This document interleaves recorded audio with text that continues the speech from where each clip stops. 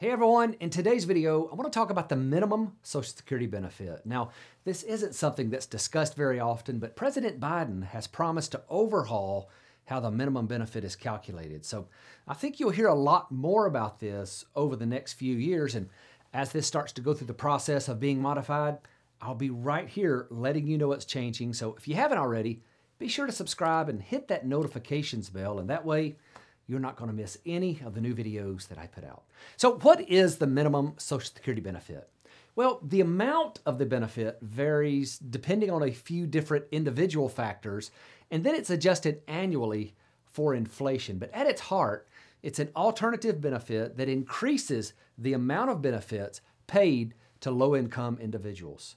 Where the regular Social Security benefit formula bases the benefit amount on an individual's lifetime earnings, the minimum Social Security benefit formula is based on the number of years a person has worked with earnings at or above a certain threshold.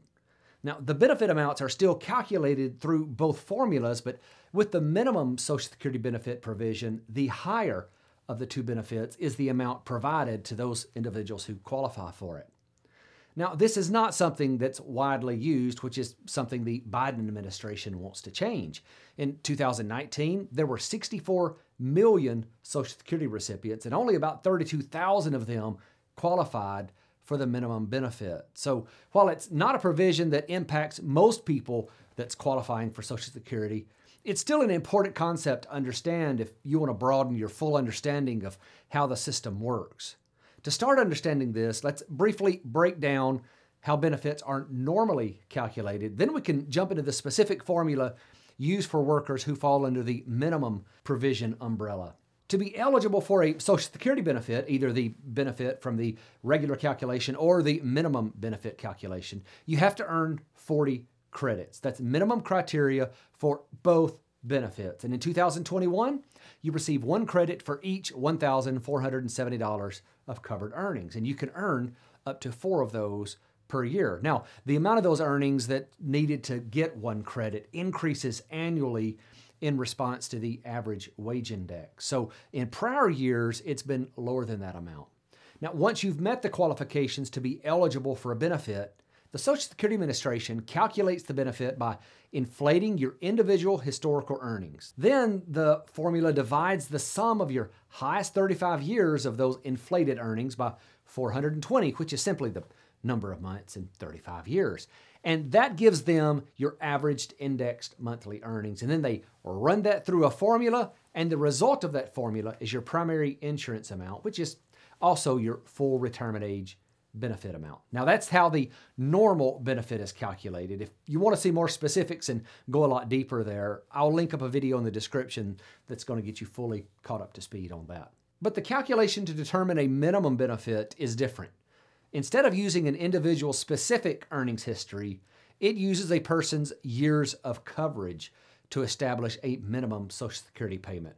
To determine the years of coverage an individual has, a certain threshold is used. And in 2021, that threshold is $15,930. And like most of the other annual changes in the Social Security system, these thresholds change annually based on the changes, again, to the average wage index.